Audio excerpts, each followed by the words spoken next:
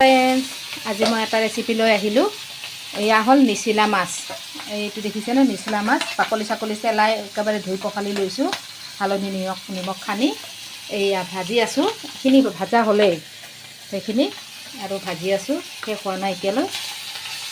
তাৰপিছত এয়া মই এটা চৌকাত কেৰাহী বহাই দিছোঁ। বহাইটো মই গ্ৰেভি বনাম তাৰমানে। তেল দি ল'লোঁ। ইয়াত মই পিঁয়াজ বিলাহী ৰেডি কৰিছোঁ। তেল গৰমেই হ'ল, পিঁয়াজ দি লওঁ। পিঁয়াজ মই ওলট পালট কৰি দিলোঁ।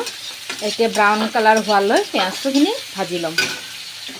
এইফালে মই মছলা ৰেডি কৰিছোঁ। আদা, নহৰু, জলকীয়া, পিঁয়াজ আৰু বেহৰ এইখিনি পেষ্ট কৰি লৈছোঁ। লৈ অলপমান জিৰা, জলকীয়া পাউডাৰ, তাৰপিছত হালধি নিমখ গোটেই ৰেডি কৰি লৈছোঁ। ভাজা হৈ গ'ল, মোৰ পিঁয়াজ ভাজা হৈ গ'ল। এতিয়া মই মছলা যে ৰেডি কৰি থৈছিলোঁ তাকে দি ল'ম। মই একেবাৰে গোটেইখিনি নিমখ হালধি গোটেইখিনি মছলাৰ লগত ৰেডি কৰিছোঁ। ৰেডি কৰি এতিয়া মছলা তেল ওলাবলৈ ভাজি দিম। মোৰ মছলা ভাজা হৈ গ'ল, মছলাই তেল এৰি দিছে। চাওক, এয়া দেখিছেনে? এই বিলাহীটো পৰি গ'ল, দেখিছেনে? তেল এৰি দিছে। তৰকাৰীৰ মেইন সোৱাদ হ'ল কি জানেনে? মছলা ভাজাটো, ভাজাৰ ওপৰত ডিপেণ্ড কৰে। আৰু লগতে এতিয়া মই বিলাহী দি লওঁ। বিলাহী পানী মৰালৈকে ভাজিম। বিলাহীৰ পৰা এটা পানী ওলাই নহয়, পানীটো মৰালৈকে ভাজিম। বিলাহী ভাজা হৈ গ'ল। এতিয়া প্ৰয়োজন অনুযায়ী পানী দি লওঁ। জোল নবনাওঁ, মই গ্ৰেভি বনাম।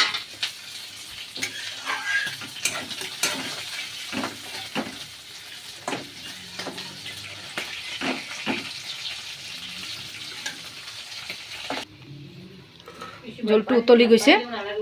এতিয়া মাছখিনি মই দি লওঁ। এয়া মোৰ হৈ গ'ল চিংৰি মাছৰ গ্ৰেভি। দেখিছেনে কেনেকুৱা হৈছে মই বনোৱা ৰেচিপিটো? ভাল লাগিছেনে?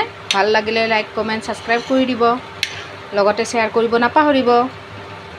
চাওকচোন, চিংৰি মাছ, নিচিলা মাছ, কোনোবাই চিংৰি কয়, কোনোবাই নিচিলা কয়তো।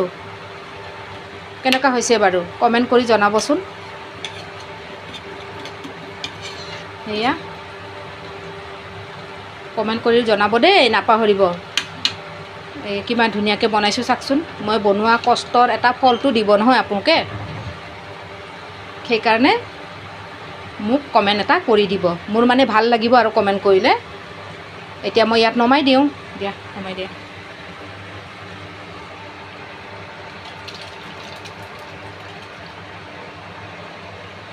হৈ গ'ল।